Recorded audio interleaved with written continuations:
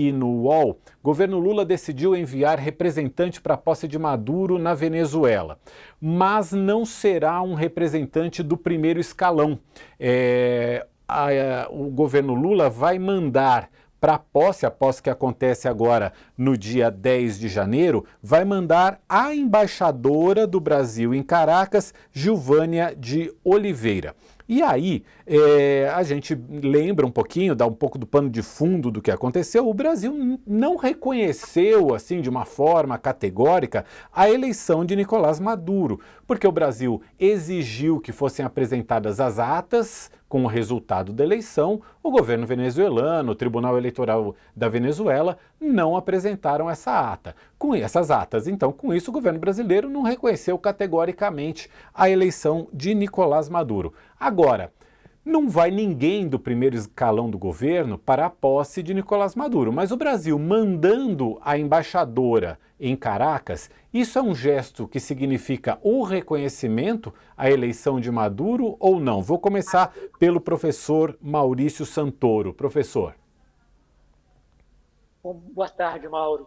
De fato, é um gesto que tem causado uma série de discussões, né, mas que ilustra bem os princípios um tanto contraditórios da política externa brasileira para a Venezuela. Por um lado, o governo brasileiro não reconheceu a vitória de Maduro, e a posição oficial do Brasil continua a se exigir essas atas eleitorais, né, mostrando ali quantos votos Maduro e a oposição tiveram em cada urna. O que o governo venezuelano diz que é impossível fazer, porque, segundo o governo Maduro, essas atas teriam sido destruídas num ataque de hackers. Agora, por outro lado, o Partido dos Trabalhadores reconheceu essa vitória. Então, já parabenizou Maduro, já mandou representantes ali que se reuniram com o presidente venezuelano. E, alguns dias atrás, nós tivemos também uma carta de vários movimentos sociais da esquerda brasileira, movimentos que fazem parte da base de apoio ao governo Lula, pedindo ao presidente Lula que reconheça a vitória de Maduro. Então, existe essa divisão dentro do próprio governo. Agora, não enviar um representante do alto escalão, não vai o presidente Lula, não vai o ministro das Relações Exteriores, não vai o vice-presidente, assim, é um gesto diplomático significativo. Agora, o Brasil, embora não tenha reconhecido a vitória do Maduro, manteve relações diplomáticas. Outros países da América Latina romperam essas relações, como foi, por exemplo, o caso da Argentina. Mas o Brasil tem uma posição bem mais complexa com relação à Venezuela por conta da nossa fronteira comum. E nós temos mais de 2.000 quilômetros de fronteira entre Brasil e Venezuela. Na região amazônica, é uma área difícil, tem muita migração, tem muito refugiado, garimpo ilegal, crime organizado. Então, é importante para o Brasil manter um certo nível de diálogo com as autoridades venezuelanas, mesmo que não haja o reconhecimento da vitória eleitoral de Maduro. A questão, e aí eu abro para o Tales e para o Couto, a questão passa pela política, porque a gente sabe que, como o professor falou, setores da esquerda, o próprio PT, querem que o governo reconheça a eleição de Maduro, mas setores da direita usam isso para atacar o governo, falando, tá vendo, o governo Lula apoia uma ditadura num país aqui vizinho, a ditadura de Maduro. E o governo se equilibrando entre essas opiniões e essas correntes aqui dentro. Como é que fica daqui para frente? Tales, vou começar com você.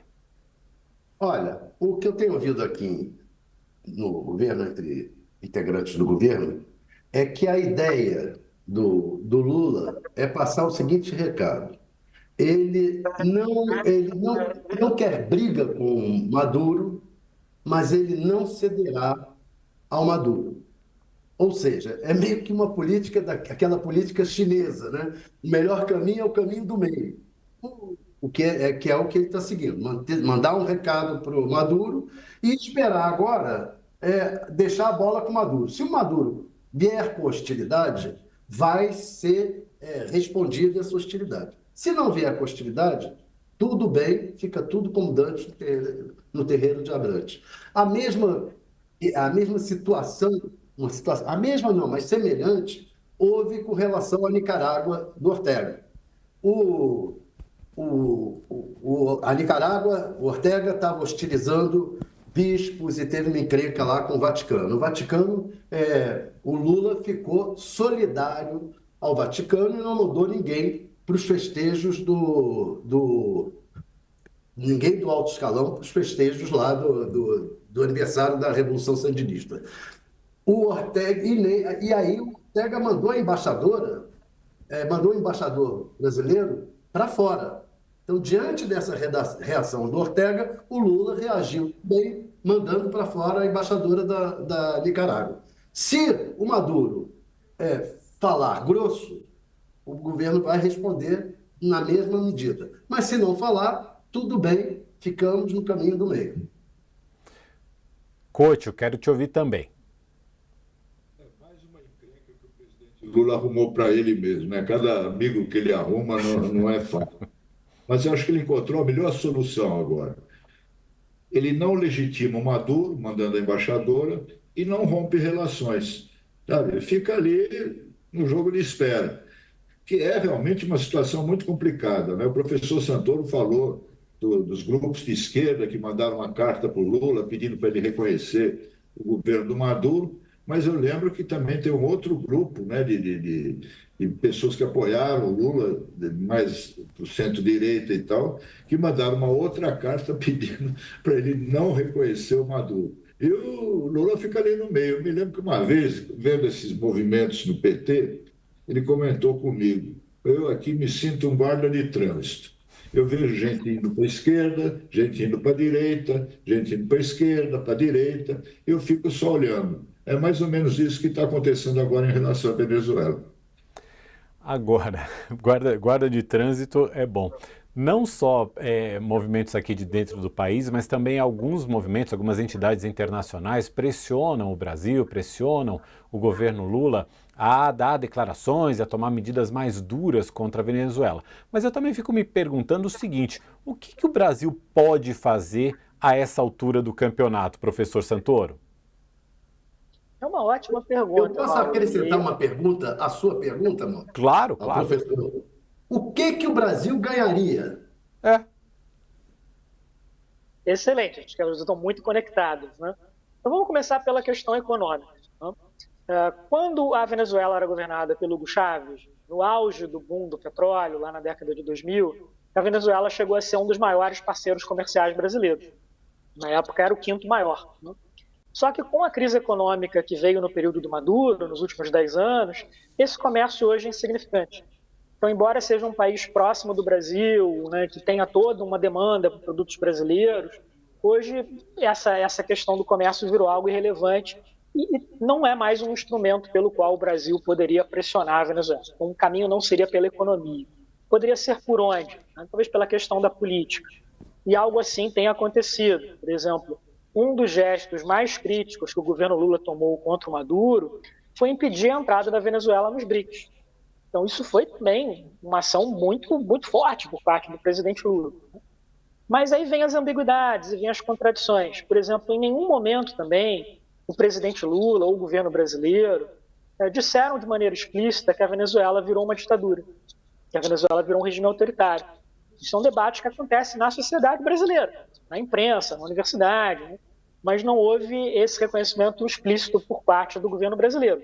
Houve por outros presidentes da América Latina, na Argentina, no Chile, que tem uma posição ali mais hostil, mais complexa. Agora, a Venezuela está suspensa do Mercosul já há vários anos, porque o Mercosul tem uma cláusula democrática, não só podem participar regimes que são democracia. Outros organismos internacionais na América Latina, como a Organização dos Estados Americanos, também tem a mesma regra. Então, acho que o que o Brasil poderia fazer de uma maneira talvez mais coerente, mais contundente, seria trabalhar com outros países da América Latina, tentando negociar uma transição de poder pacífica na Venezuela. O Brasil tentou fazer isso nas eleições do ano passado, né? O Brasil foi um dos fiadores do Acordo de Barbados e, vamos dizer, aceitou uma série de garantias que Maduro tinha dado à oposição venezuelana de que aquelas eleições iam correr de maneira democrática, que as liberdades civis e políticas dos opositores seriam respeitadas, né? Mas, infelizmente, não foi isso que a gente viu, tanto na questão da fraude eleitoral, quanto na onda repressiva que se seguiu à votação, né? Então, o cenário da Venezuela hoje é muito ruim, é muito difícil, e isso traz consequências muito negativas também para o Brasil, por conta da nossa fronteira comum. dizer, nós perdemos não só na questão da economia, né, da queda do comércio exterior, mas também sofremos os impactos da crise de refugiados que a Venezuela tem enfrentado. Um país que tinha ali um pouco menos de 30 milhões de habitantes, tem hoje 7 milhões de venezuelanos vivendo no exterior como refugiados ou migrantes. A maior parte deles na Colômbia, mas também um número significativo aqui no Brasil. E eu queria chegar nesse ponto também em relação aos riscos que a gente corre caso a situação na Venezuela se deteriore. A gente tem o opositor, o Edmundo González, que também declarou vitória na eleição presidencial, mas teve que sair da Venezuela, se exilou na Espanha, está na Espanha, deu uma declaração em novembro dizendo que vai voltar para a posse, que vai tomar posse, não declarou exatamente que plano que é esse, pode ser preso, inclusive se voltar para a Venezuela. A própria ONU, nessa matéria do Jamil Chad, no UOL, a própria ONU está dando alguns alertas de que pode haver protestos, pode haver prisões de opositores. Se a situação na Venezuela se complicar, se agravar, se começarem a surgir conflitos, se o regime do Maduro fechar de uma vez por todas, que consequências isso pode ter para o Brasil? De repente, mais levas de venezuelanos vindo para o Brasil. Que consequências a gente pode enfrentar, professor? Eu acho que são 3 consequências principais, né? A primeira delas é econômica, se a Venezuela mergulhar novamente numa recessão, esse comércio que já foi muito significativo, os investimentos brasileiros na Venezuela que já foram muito expressivos, tudo isso desapareceu e com uma nova recessão não voltaria tão cedo. O segundo seria uma nova onda migratória, né, que bateria com mais força na Colômbia do que no Brasil, mas também teria impactos aqui, né? E um terceiro problema é o crime organizado na fronteira dos 2 países. Com todas essas crises que a Venezuela tem vivido na última década, houve um enfraquecimento muito forte do poder do Estado venezuelano. Então, teve várias áreas do país em que o crime organizado cresceu muito, ocupando esse vazio, né? Por exemplo, o Estado venezuelano de Bolívar, né, que fica na região amazônica, na fronteira com o Brasil, virou uma área muito forte para a atuação de cartéis do crime organizado, no garimpo ilegal de ouro, de violência contra povos indígenas, né? Por exemplo, o povo indígena Yanomami, ele vive tanto no Brasil quanto na Venezuela, né, nos 2 lados ali da fronteira, e tem sofrido muito o impacto, né, de tudo isso. Com a questão também de epidemias, de doenças, pelas deficiências do sistema de saúde venezuelano, e tudo isso afeta o Brasil de maneira muito negativa. Agora, como eu mencionei também anteriormente, o fato do Brasil ter essa fronteira muito grande com a Venezuela também faz com que o Brasil precise ter mais cautela na hora de conversar com o governo venezuelano. No passado, no governo Bolsonaro, o Brasil chegou a romper relações diplomáticas. Não reconhecia o governo do Maduro, reconhecia o governo do autoproclamado presidente Juan Guaidó. Isso foi ruim para os 2 países, porque tem essa necessidade de gestão daquele espaço comum, daquele território de fronteira, né? Então, isso também explica um pouco essa enorme relutância do presidente Lula em ter ali uma posição mais incisiva contra o Maduro. Não são só as divisões dentro da sua base política, é também essa realidade da própria geografia política brasileira, né? Então, é mais fácil para um país como a Argentina, como Chile, que não tem fronteira com a Venezuela, que estão mais distantes, ter ali um discurso mais competente.